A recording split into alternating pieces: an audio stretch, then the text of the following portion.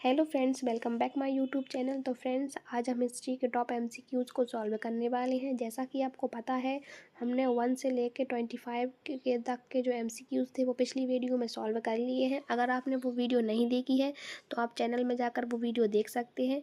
अब चलिए हम 25 से 50 क्वेश्चन तक की जो वीडियो है उसको स्टार्ट करते हैं। तो वीडियो के अंत तक बने रहिए।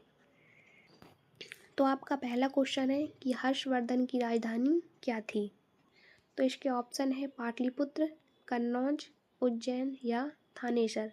तो जो हर्षवर्धन थे उनकी जो राजधानी थी वह आपकी कन्नौज थी। तो आपका बी वाला ऑप्शन करेक्ट हो जाएगा। इसके बाद अगला जो आपका क्वेश्चन है वह है हर्षवर्धन के समय प्रसिद्ध चीनी यात्री कौन आया था। फाहान, हिनसांग, इत्सिंग या अलबरूनी। तो जो हर्षवर्धन थे उनके समय जो चीनी यात्री आया था उसका नाम है हेन सांग। तो आपका बी वाला ऑप्शन सही हो जाएगा।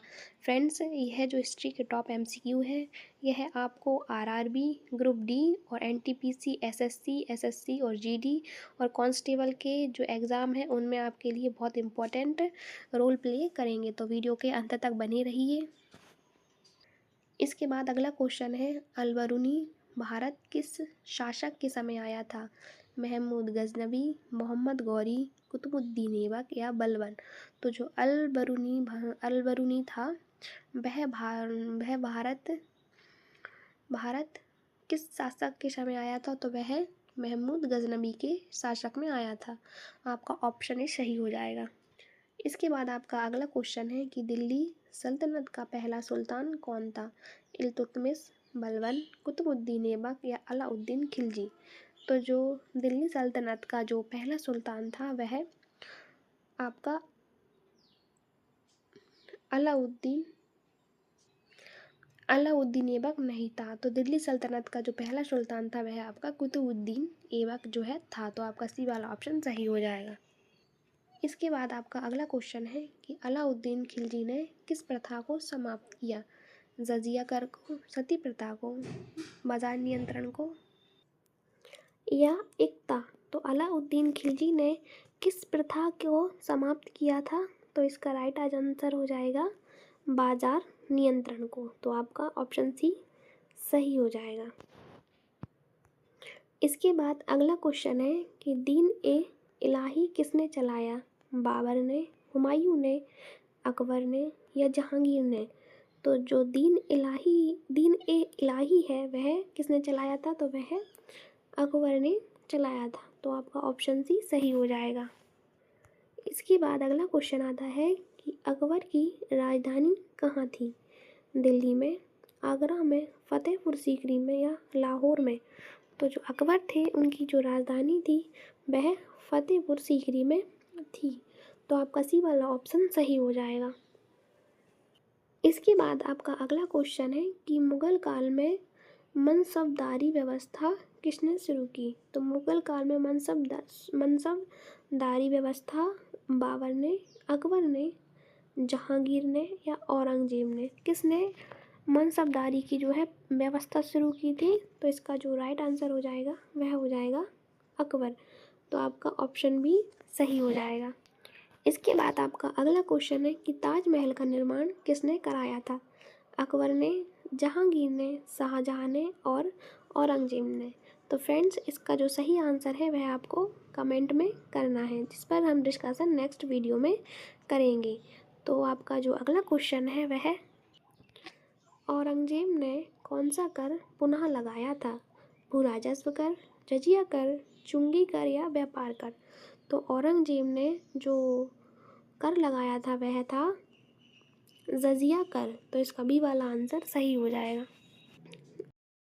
इसके बाद अगला क्वेश्चन है कि पानीपत का द्वितीय युद्ध कब हुआ था। 1526 में, 1556 में, 1761 में या 1757 में। तो इसका जो राइट आंसर है वह हो जाएगा पानीपत का जो द्वितीय युद्ध हुआ था वह 1556 में हुआ था। तो ऑप्शन बी इसका सही आंसर हो जाएगा।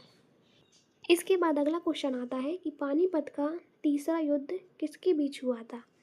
बाबर और इब्राहिम लोदी के, अकबर या हेमू, मराठा या अहमद शाह के बीच या अंग्रेज़ और सिराजुद्दौला के बीच। तो जो पानीपत का जो तृतीय युद्ध हुआ था वह मराठा और अहमद शाह अब्दाली के बीच हुआ था। तो आपका सी वाला ऑप्शन सही हो जाएगा। इसके बाद आपका अगला क्वेश्चन आता है कि मराठा साम्राज्य की स्थापना किसने की थी? पेशवा बाजीराव ने, संभाजी ने, शिवाजी ने या साहू ने? तो मराठा जो साम्राज्य था उसकी जो स्थापना थी वह आपकी शिवाजी ने की थी। तो आपका ऑप्शन सी सही हो जाएगा। इसके बाद आपका अगला क्वेश्चन है कि शिवाजी का राज्याभिषेक कब हुआ था? 1657 में, 1665 में, 1674 में या 1680 में? तो जो शिवाजी थे उनका जो राज्याभिषेक हुआ था वह 1674 में हुआ था। तो ऑप्शन सी आपका सही हो जाएगा। इसके बाद अगला क्वेश्चन है कि अंग्रेज़ों ने भारत में सबसे पहले व्यापार कहाँ शुरू किया था? मद्रास में, बॉम्बे में, सूरत में या कोलकाता में?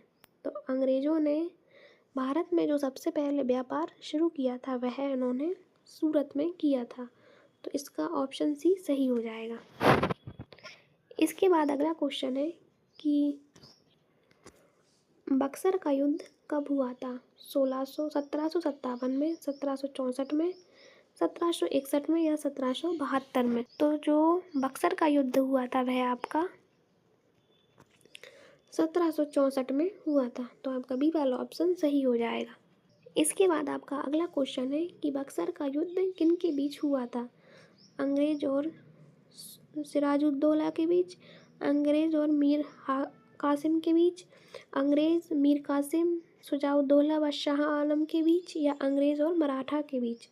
तो जो बक्सर का युद्ध हुआ था वह आपका अंग्रेज मीर कासिम शुजाउद्दौला व शाह आलम के बीच हुआ था। तो आपका सी वाला ऑप्शन करेक्ट हो जाएगा। इसके बाद अगला क्वेश्चन है कि स्थायी बंदोबस्त किसने लागू किया था? लॉर्ड कर्जन ने, लॉर्ड डलहौजी ने, लॉर्ड कॉर्नवालिस ने या लॉर्ड वेलेज़ली ने? तो जो स्थायी जो बंदोबस्त हुआ था वह आपका लॉर्ड कॉर्नवालिस ने किया था। तो आपका सी वाला ऑप्शन सही हो जाएगा। इसके बाद अगला क्वेश्चन है कि सहायक संधि किसने शुरू की? लॉर्ड डलहौजी ने, लॉर्ड वेलेज़ली ने, लॉर्ड कर्जन ने या लॉर्ड हेस्टिंग ने? तो जो सहायक संधि की जो व्यवस्था हुई थी वह लॉर्ड वेलेज़ली ने की थी। तो इसका बी वाला ऑप्शन करेक्ट हो जाएगा। इसके बाद अगला क्वेश्चन है कि हड़प्पा नीति किसने लागू की? लॉर्ड कर्जन ने, लॉर्ड वेलेज़ली ने, लॉर्ड डलहौजी ने या लॉर्ड कैनिंग ने? तो जो हड़प्पा जो नीति है वह आपकी लॉर्ड डलहौजी ने लागू की थी। तो आपका सी वाला ऑप्शन सही हो जाएगा। इसके बाद आपका अगला क्वेश्चन है 1857 की क्रांति के समय भारत का गवर्नर जनरल कौन था? Lord Dalhousie, Lord Canning, Lord Curzon या लॉर्ड रिपन? तो 1857 की क्रांति के समय भारत का गवर्नर जनरल जो आपका है वह लॉर्ड कैनिंग था। तो आपका बी वाला ऑप्शन सही हो जाएगा। इसके बाद अगला क्वेश्चन है कि 1857 की क्रांति की असफलता का मुख्य कारण क्या था? नेताओं की कमी, सीमित क्षेत्र, संगठन का अभाव या उपयुक्त सभी? तो जो 1857 की क्रांति का मुख्य कारण था नेताओं की कमी, सीमित क्षेत्र और संगठन का अभाव। आपका ऑप्शन डी यानी कि उपयुक्त सभी सही हो जाएगा। इसके बाद अगला क्वेश्चन है कि स्वराज्य मेरा जन्मसिद्ध अधिकार है यह नारा किसने दिया? महात्मा गांधी ने, बाल गंगाधर तिलक ने, लाला लाजपत राय ने या बिपिन चंद्र पाल ने? तो स्वराज्य मेरा जन्मसिद्ध अधिकार है इसे मैं लेकर रहूँगा यह नारा बाल गंगाधर तिलक का है। तो आपका ऑप्शन बी सही हो जाएगा। इसके बाद आपका अगला क्वेश्चन है कि बंगाल का विभाजन कब हुआ था? 1905 में, 1911 में, 1919 में या 1920 में? तो बंगाल का जो है विभाजन हुआ था आपका 1905 में। तो आपका ऑप्शन ए सही हो जाएगा। इसके बाद अगला क्वेश्चन है कि स्वदेशी आंदोलन किस वर्ष शुरू हुआ था? 1905 में, 1915 में, 1917 में या 1950 में? तो स्वदेशी आंदोलन किस वर्ष शुरू हुआ था? तो स्वदेशी आंदोलन 1905 में शुरू हुआ था। ऑप्शन ए आपका सही हो जाएगा। तो फ्रेंड्स, आई होप आपको वीडियो पसंद आई हो, तो वीडियो को लाइक करना और चैनल को सब्सक्राइब करना ना भूलें। मिलते हैं नेक्स्ट वीडियो में, तब तक के लिए keep learning and keep growing. ऐसी ही और वीडियोस देखने के लिए हमारे चैनल को सब्सक्राइब करें। Thank you.